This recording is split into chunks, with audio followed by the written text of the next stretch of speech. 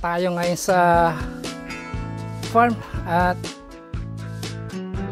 dun sa may lechonan. Hindi natin alam kung ano ang nangyari, so punta tayo, check natin.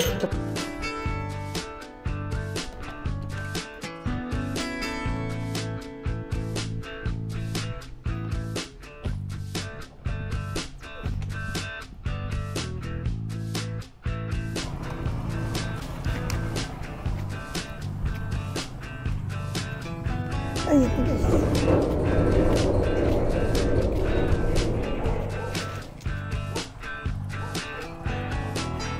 yan, tara, Puroy. Nandito rin pala si Puroy.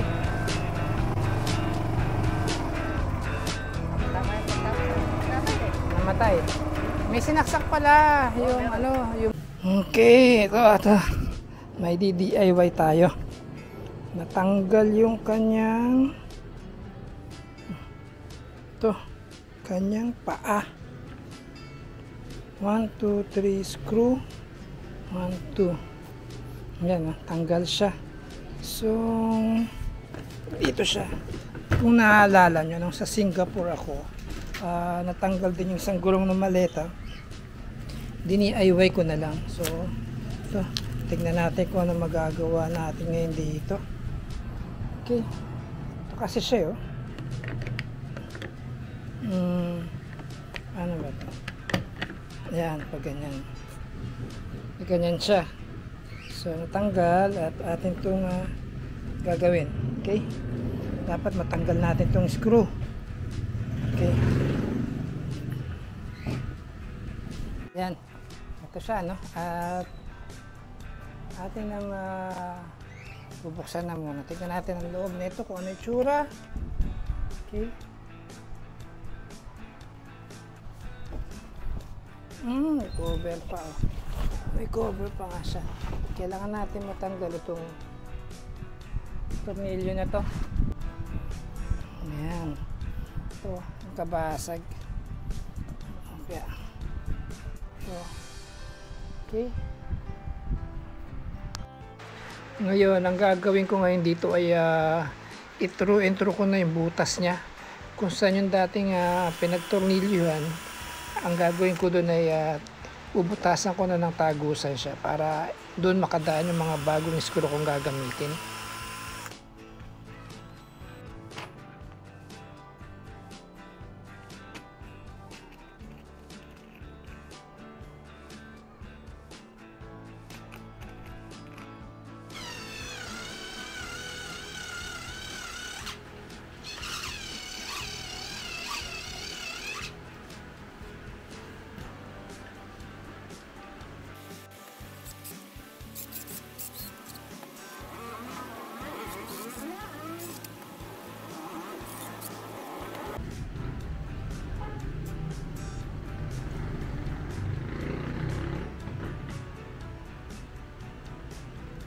Yan, temporary screw muna natin kasi lalagyan pa natin to ng patigas sa loob para mas makapit ang tornilyo, hindi kakalas.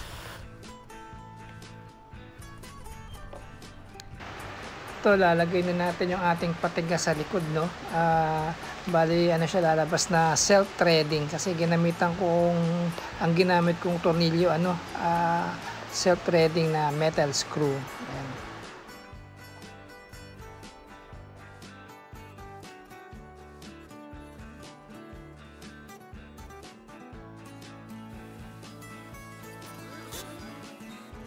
Yan, kung mapapansin nyo, no, nakasandwich na yung pinakamaleta.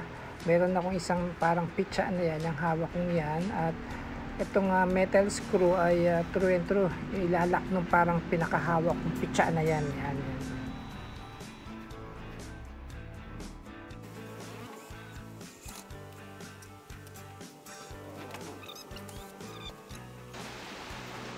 Ito yung panlalak natin, no? Aluminum composite yan.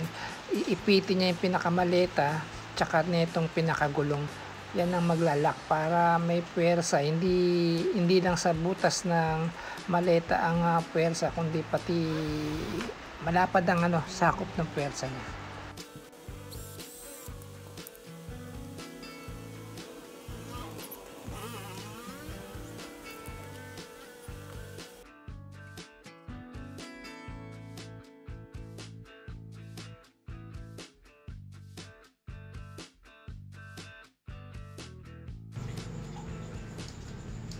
Ito ang problema, mahaba siya ngayon.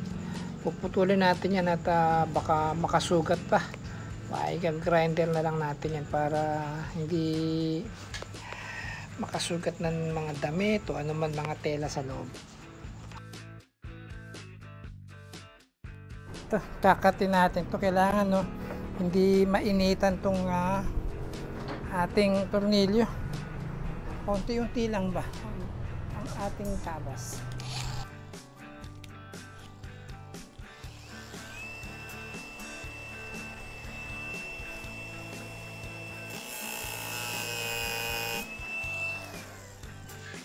Mainit siya at kailangan natin talagang palamigin to. Punas-punasan natin ng basang-basahan yan after na mag-grinder para yung pinaka-plastic ay hindi lumambot.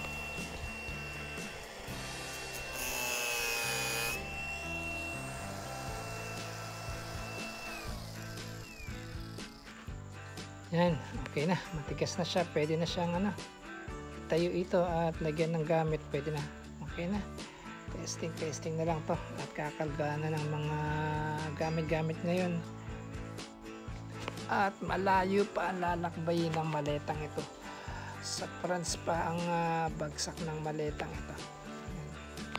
I-reinforce ko rin ng tornilyo to, lalagyan ko yung mga sides ng gulong para mas patibay. Bukod sa ilalim na tornilyo, meron din mga tornilyo sa sides.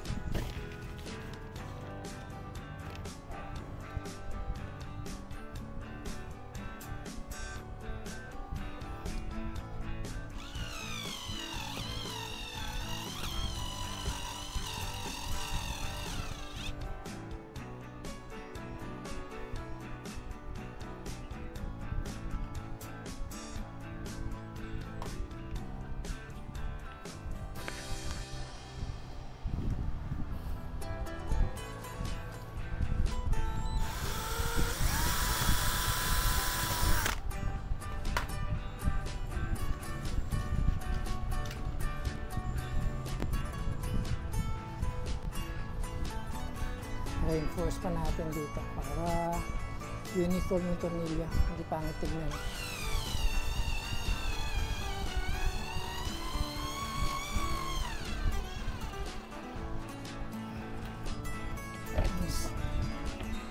Okay, good.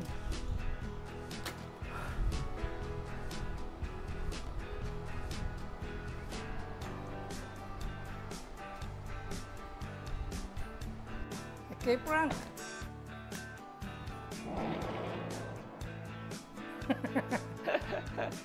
Good.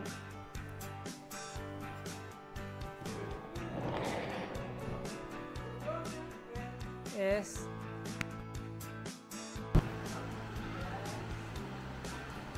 Very good. Ready to move.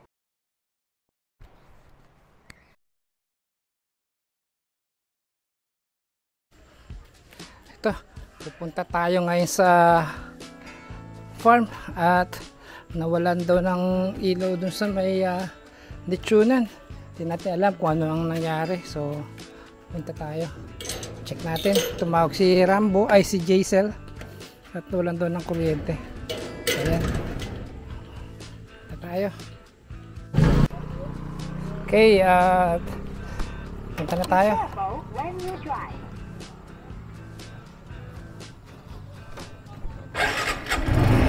Go. Ayan. Ayan. Ayan. Tayo. Sa palagay ko ang nasira lang dun, baka fuse lang yun. At hindi naman malakas ang hangin o umulan para bagsakan ng kahoy yung pinakakuryente. Ang tanong dyan, may reserba kaya? Alanganing oras na, wala na mabibilan ngayon. Tignan natin. Okay, punta tayo. Ito na tayo.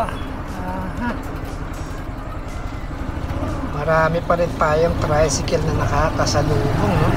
Yan, mga nag-iigib po yan dito sa tangke. Sana binuksan na nila yung gate na malaki para dire-diretso na tayo. Oh, ayan pa oh, mga nag-iigib. Dami din mga dala. Kolong-kolong, may mga tubig ng laman yan. Isa dyan, ganitong oras, naglalaba pa sila.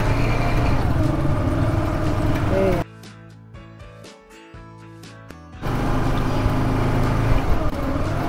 Kagandaan ngayon dito sa papuntang farm.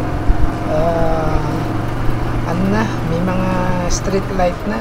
Hindi tulad ng mga year 2010 hanggang 2017, 16, ganyan. Madilim po ito.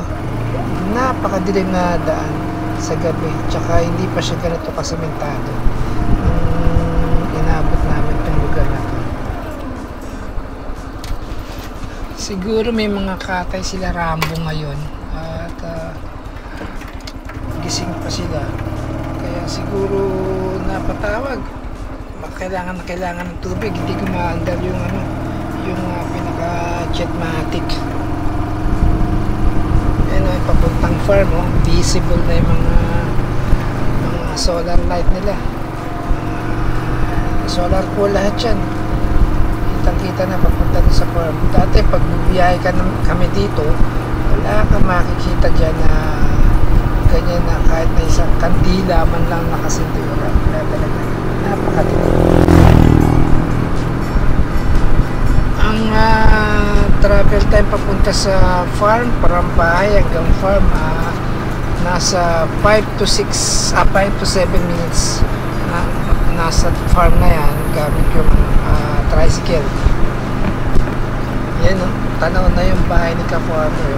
Makikita nyo yung nasa right side na yan, yung may ilaw ng puti na sa taas. Ka-farmer na yan. Oh, nakasarado na nga yung gate. Okay. Buksan natin. Ay.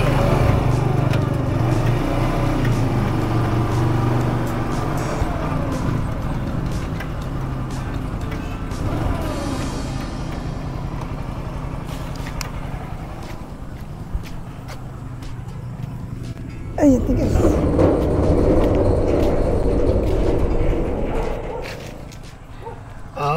Gagawin ko na muna siguro, check ko na muna yung pinaka-fuse dito sa baba bago sa taas. Pwede rin sa taas na lang siguro muna. At nandun sila Rambo tsaka si Puroy. Malaman natin, ma-assess muna natin. Ba, may motor galing sa taas, may ilaw. Sino kaya ito? Tabayanan natin. Sino kaya ito?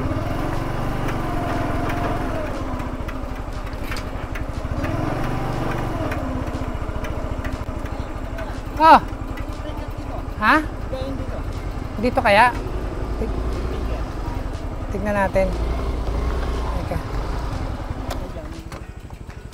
Kasya ka ano? Dito ka na lang. Tignan muna namin daw yung breaker dito, sabi ni Rambo. Dala. May mas maliwanag ba? May mas malaki ko dun. Andun sa may ano mismo, sa may andiyan dyan.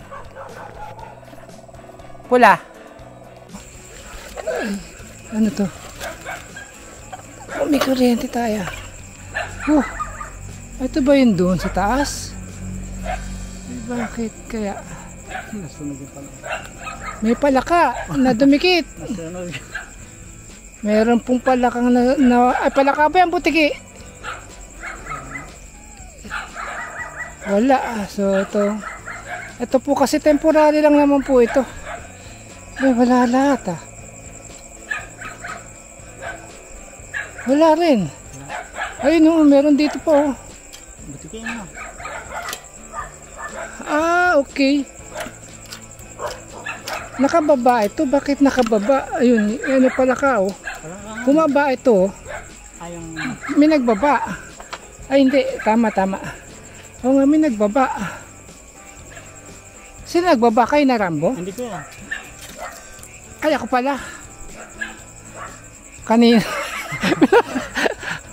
Ayan. Ayan, meron sa taas. So, dito lang sa baba yan, nagkaroon ng diferensya. So, dito, ayun, wala. Ito, Meron itong may diferensya itong isa. Teka, itong fuse. Itong isang fuse na yan. Tanggalin natin yung fuse dito. Ay, punit na rin pala. Pambihira. Punit na rin ah. Ayun, nabasag na yung ano rito. Nakapix pala yun.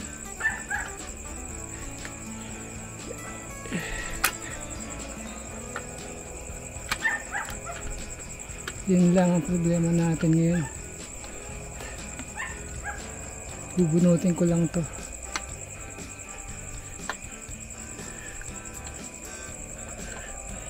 Ayun. Ayun. So, tanggal na siya. Ayun, putol. Tayo data extra. Ang may reserva pala yung mga malalaki. Ito, wala. Ayan. Pero si Puroy, oh. Ayan, checkin natin din. Teka, checkin ko muna sandali doon, Rambo. Ay, Puroy. Punta lang kami doon sa taas. Checkin ko lang din. Para makasiguro tayo na okay na lahat. Ang dilim, oh. Grabe. Ha? Ilaw na lahat doon eh. Sabi mo, off. Sabi mo lang, off. Off.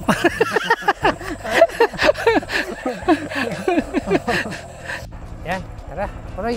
Nandito rin pala si Puroy. Tama yung pagtapos eh. Namatay. May sinaksak pala yung yung blower ata. Check ko rin yung blower, baka dadalhin ko na lang. Yung nagulat siguro. Hindi, baka yung cordon lang yun. Baka may nagkabuo lang yung cordon nun. Pag may pumutok kasing ganun, wala nang papasok na kuryente sa blower nun. Kaya ganun lang po ang sistema. Pagka may pumutok na fuse, ang alamin kaagad, ano bang sinaksak? Ano bang sinaksak? Para baka nung pumutok, hindi pa na-unplug yung sinaksak na yun, baka paglagay mo ng fuse, putok na naman. Kaya kailangan, alamin muna kung ano yung mga sinaksak, kung bakit nawala ng kuryente.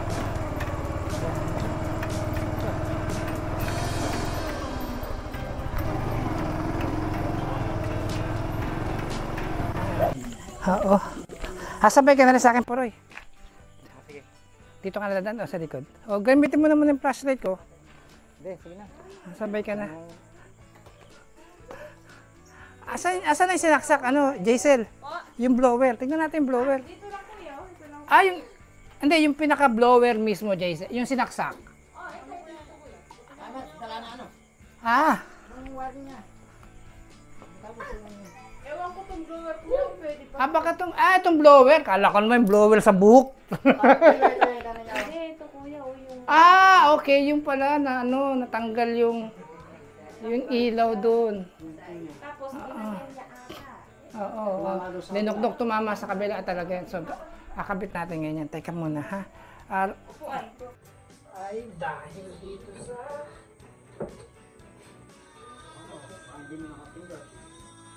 Ito. Tanggalin muna natin yung wire dito. Patay na yung no? Patay na yung switch na. Nakaugat na rin, no? Okay. Ay, baby Rambo! Mainit? Ha? Baby Rambo? Apo. Oh.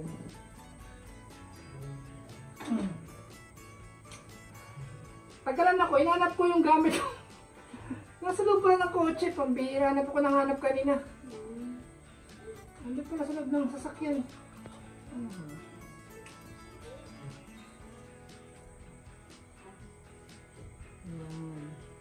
Nag-ikot pa ba tayo dito? Opo. Papakay na naman doon sa breaker, kaya ito ay...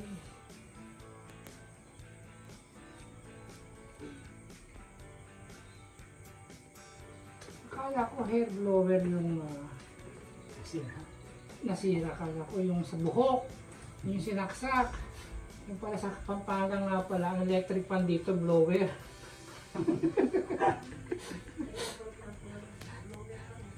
Ayan. Tingnan lang mo, try mo saksak. Paano ba sasaksakin yan? Ito eh. Wala na yung daw. Ayan! Mamalo yung ay. Hindi, baka yung switch. Wala pa switch namin. Oo, kuya. Teka. Ano yan? Salamat na ito. Hindi, baka sa akin ko. Hindi kaya. Paano sunod yung kuya? Ay, may switch eh. Hindi, nakalantan din yan. Hindi mo mamatay pagka.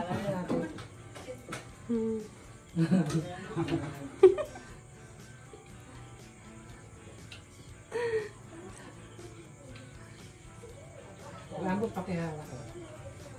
Mamatay ba ilo ka nila? Mamatay ilo na.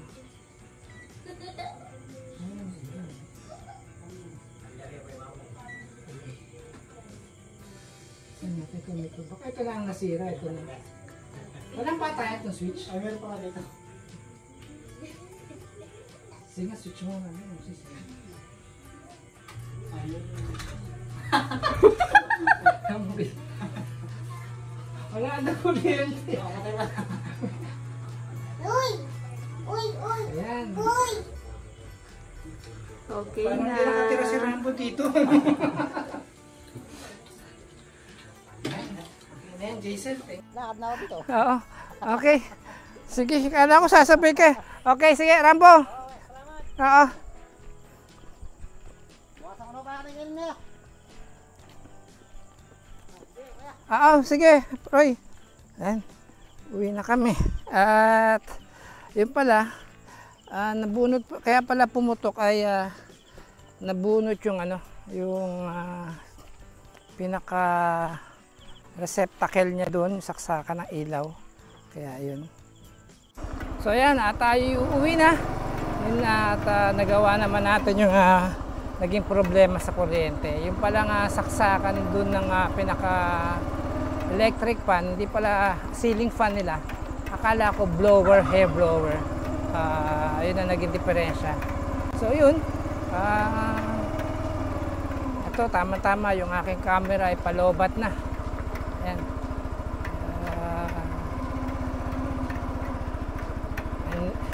Saktong-sakto, 10% na lang yung battery ko. Uwi na tayo. Ayan. Si Chichi, gising pa kanina. Pinuntahan pa ako dun Buti na lang at nakakuha kami ni Rambo ng fuse doon sa mga naka-junk na pinagpalitan na sirang-sirang mga fuse box. Yun, nakakuha kami at buti na lang. Kung hindi, ay, naku, mahirapan kami. Wala na mabibilhan, kundi jumper ang mangyayari. At ang mangyayari niyan ay gagawin natin dyan yung pinagbabawal na technique. Mairaos lang yung itong gabing to kasi may katay sila. Kailangan ng tubig, kailangan ng jetmatic, kailangan bukas ng umaga mapalitan din bago mag-bleach yun. Okay, ito na tayo sa main gate, no? At palabas na tayo ng tulay.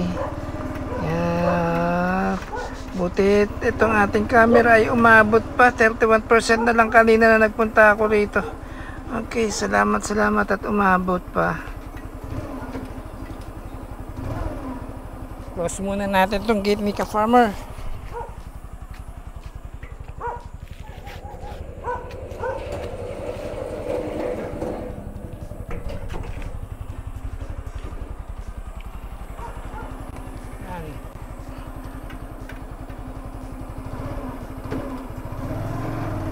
Hanggang dito na lang po at tayo ay malolobat na. Salamat po.